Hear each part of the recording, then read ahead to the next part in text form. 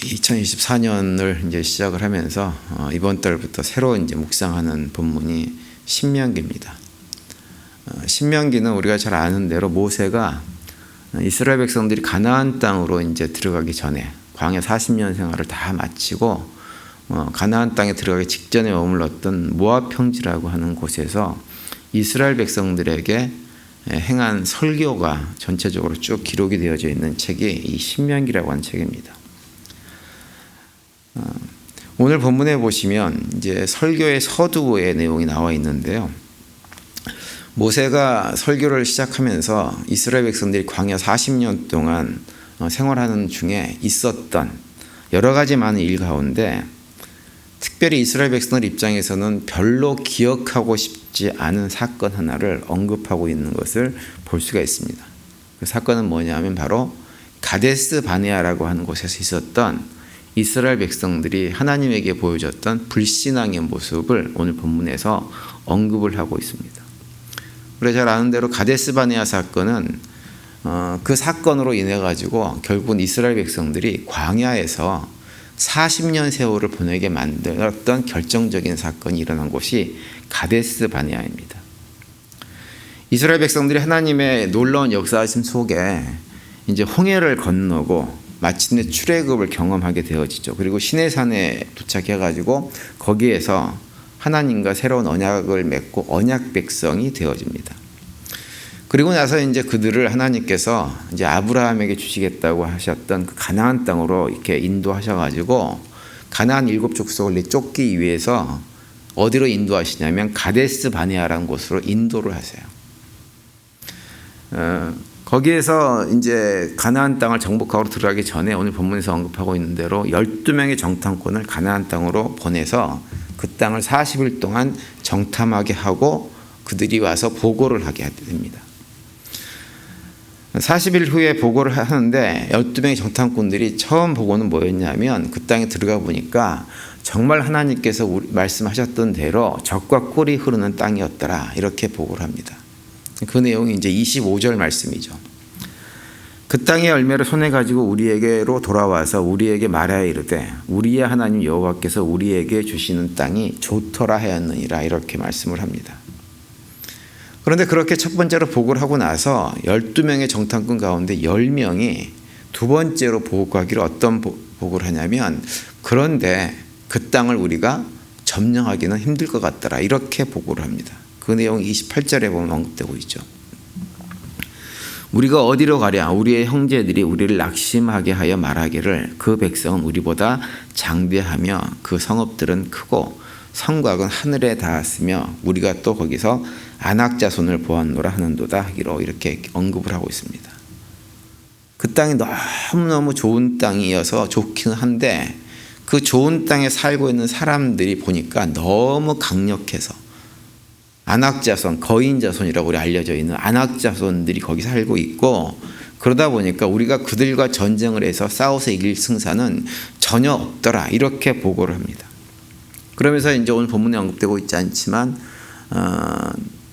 뭐라고 얘기하냐면 그들이 보기에 우리는 메뚜기 같더라 이렇게 얘기를 하면서 자신들이 너무나 연약해서 도저히 그 땅을 점령할 수 없을 것이라고 보고를 합니다.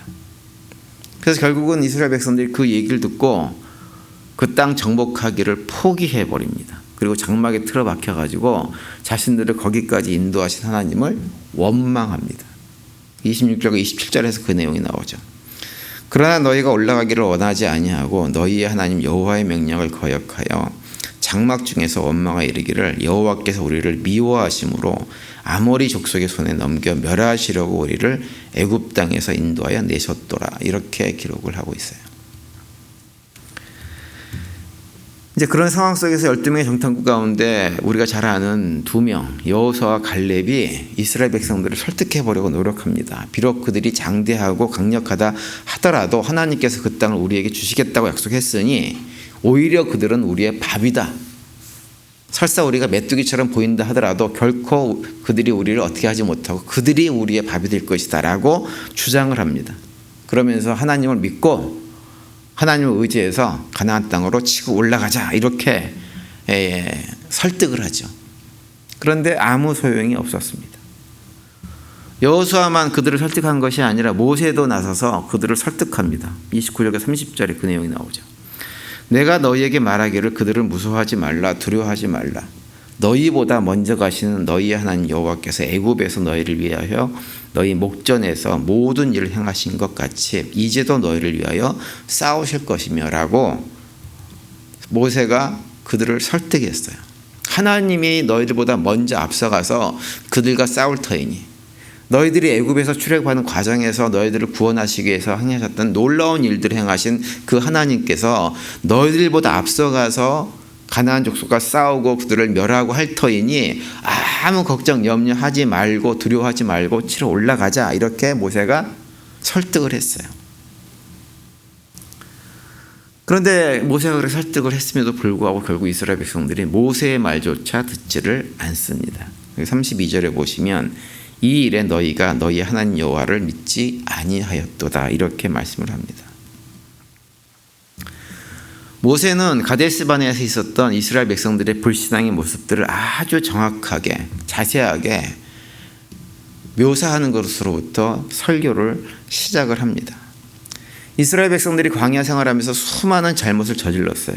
그런데 그 가운데서도 특별히 가데스바네아에서 있었던 사건들은 사실은 이스라엘 백성들 입장에서는 가장 기억하고 싶지 않은 사건 가운데 하나입니다. 그런데 모세는 그 사건을 꼭 집어가지고 이스라엘 백성들에게 자세하게 그때 너희들이 그렇게 했다라고 하는 것을 회상을 시키고 있는 거예요. 왜 하고 많은 말 중에서, 하고 많은 기억 중에서 가데스 바네아라고 하는 그 기억하고 싶지 않은, 다시는 회상하고 싶지 않은 그 사건을 모세는 가장 먼저 언급을 하고 있는 것일까요? 이유가 뭘까요? 그 이유가 있습니다. 왜냐하면 그것이 우리의 신앙을 새롭게 출발할 출발점이기 때문에 그렇습니다. 참된 신앙이라고 하는 것은 무엇으로부터 시작되느냐? 나 자신을 새롭게 돌아보는 것, 정확하게 돌아보는 것으로부터 참된 신앙이 시작되는 거예요. 회복도 마찬가지입니다. 우리가 무엇인가를 회복하려면 근본적으로 내가 누구인지, 내가 어떤 존재인지를 명확하게 알아야 됩니다. 그것을 알아야 회복의 출발점으로서의 동력이 만들어지는 거예요. 우리가 우리 자신의 실체를 인정하지 않으면 사실 아무것도 새롭게 시작할 수가 없는 것입니다. 특별히 영적으로는 더욱더 그렇습니다. 우리 창세기를 보면 창세기 3장에서 아담과 하와가 타락하는 장면이 기록되어져 있죠. 물론 창세기는 창조 이야기부터 시작이 되어지지만 창조 이야기보다 더 중요한 것은 무엇이냐면 창세기 3장에 나와 있는 인간의 타락 부분입니다.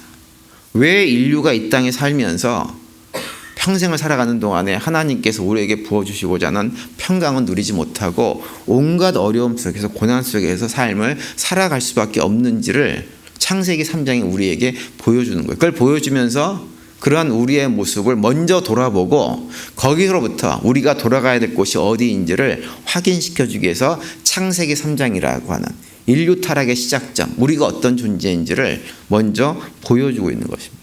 그것이 신앙의 출발점이에요. 이스라엘 백성들도 마찬가지입니다. 광야에서 끊임없이 하나님에 대해서 불평하고 원망한 일을 반복했어요. 그러면서 이스라엘 백성들 어떻게 했냐면 가나안 땅을 동경한 것이 아니라 애굽 땅을 동경하며 살았던 것이 이스라엘 백성들의 실제 모습입니다. 그래서 민수기 11장 5절 6절에 보면 이렇게 말씀을 하고 있어요. 우리가 애굽에 있을 때에는 값없이 생선과 외와 수박과 부추와 파와 마늘들을 먹은 것이 생각나거늘 이제는 우리의 정력이 쇠약하여 이 만나 외에는 보이는 것이 아무것도 없도다, 이렇게 불평을 했습니다.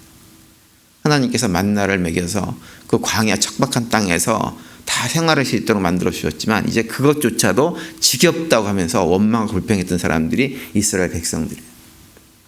또 민수기 21장 5절에 보면 이렇게도 말씀합니다. 백성이 하나님과 모세를 향하여 원망하되 어찌하여 우리를 애굽에서 인도하여 올려서 이 광야에서 죽게 하는고 이곳에는 식물도 없고 물도 없도다. 우리의 마음이 이 박한 식물을 싫어하노라 하며 라고 언급을 하고 있죠. 이게 이스라엘 백성들의 광야 생활 중에서 보여줬던 그들의 실제입니다. 그리고 그런 이스라엘 백성들의 실제의 모습을 가장 극명하게 보여주는 곳이 어디냐? 바로 가데스 바네아라고 하는 장소입니다. 하나님 백성이라고 하면서 늘 불평하고 이것도 없다 저것도 없다. 이것은 이래서 불만이고 저것은 저래서 불만이고 이런 삶을 광야 생활을 내내 했습니다. 그 입술에 하나님에 대한 감사의 고백보다는 늘 원망하고 불평하고 그런 모습들로 살았던 사람들이 바로 이스라엘 백성들, 광야 생활의 모습이었다고 하는 거죠. 그런데 이스라엘 백성들의 그런 모습은 특별히 우리가 올해 신년을 시작하면서 신명기 서두에 나온 이 가데스 바네아 사건을 이렇게 돌아볼 수 있도록 한 건 참 하나님의 은혜인 것 같아요. 왜냐하면 이 모습이 우리의 모습이기도 하기 때문에 그래요. 우리의 모습이기도. 여러분, 우리는 아무리 우리를 포장한다고 해도 우리는 여전히 누구냐면 죄인들입니다. 죄의 삶을 살아가고 있는 존재들이에요. 그리고 그런 죄인인 우리를 하나님께서 사랑하셔가지고 우리를 구속하기 위해서 우리의 죄를 예수 그리스도에게 다 뒤집어 씌우고 그 보혈의 은혜로 하나님의 백성에 대한 용서받은 죄인들 뿐입니다. 우리는 그것을 고백을 해야 돼요. 우리가 그것을 잊지 않고 고백을 할 때 우리가 어떤 길로 나갈 수 있냐면 우리의 삶이 내 힘과 능력과 나의 선한 행실에 의존해서 살아가는 것이 아니라 온전히 하나님의 은혜를 구하며 살아갈 수 있는 삶의 자리로 나아갈 수가 있게 되는 것입니다. 그래서 로마서 5장 20절에 보면 이렇게 말씀하죠. 율법이 들어온 것은 범죄를 더하게 하려 함이라. 그러나 죄가 더한 곳에 은혜가 더욱 넘쳤나니 이렇게 말씀을 하고 있어요. 죄가 더한 곳에, 다시 말하면 우리가 내가 죄인임을 고백하는 고백이 깊어질수록 우리에게 무엇이 더 크게 다가오냐면 하나님의 은혜가 얼마나 큰지, 나를 붙잡아 주시는 그 은혜가 얼마나 큰지를 고백하면서 살아갈 수 있다고 하는 거예요. 그리고 그 고백이 크면 클수록 우리는 하나님의 은혜를 구하면서 더욱더 겸손한 삶을 살아갈 수가 있게 되어지는 것이고, 그렇게 겸손한 삶을 살아갈 때 우리는 어떤 일을 경험하느냐, 우리 삶 속에서 구체적으로 일하시는 하나님을 경험하면서 삶을 살아갈 수가 있게 되어지는 것입니다. 올 한 해를 시작하면서 먼저 우리의 출발점을 어디에 두느냐, 우리 자신이 누구인지를 확인하는 것으로부터 출발점을 삼으시기를 바랍니다. 우리는 연약한 죄인들이에요. 끊임없이 남을 얘기할 거 없이 나 자신부터 끊임없이 죄를 생각하고 죄악된 행동을 하고 판단을 하는 것들이 여전히 우리들입니다.